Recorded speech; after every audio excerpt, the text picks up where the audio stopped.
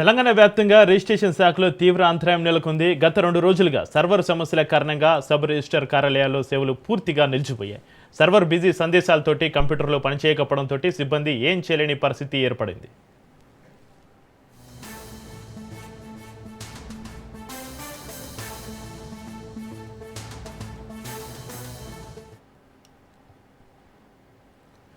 దీంతో slot booking, చాలన్ల చెల్లింపులు, భూ బదలాయింపు, రిజిస్ట్రేషన్లు ఉదయం నుంచి ఆగిపోయాయి. ముందుగానే స్లాట్ బుక్ చేసుకున్న కస్టమర్లు గంటల తరబడి కార్యాలయాల వద్ద ఎదురు చూడాల్సిన పరిస్థితి నెలకొని ఉంది. సేవలు ఎప్పుడు పునరుద్ధరించబడతాయో స్పష్టత లేకపోవడంతో ప్రజలు తీవ్ర ఇబ్బందులు ఎదుర్కొంటున్నారు.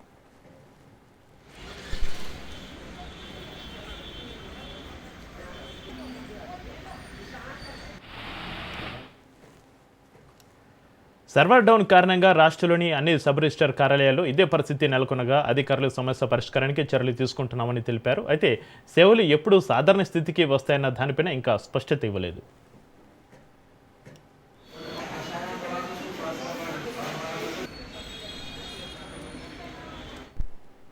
సాంకేతిక లోపాల వల్ల ప్రజలకు ఇబ్బందులు కలగకుండా ముందస్తు చర్యలు తీసుకోవాలని వినియోగదారులు ప్రభుత్వాన్ని కోరుతున్నారు.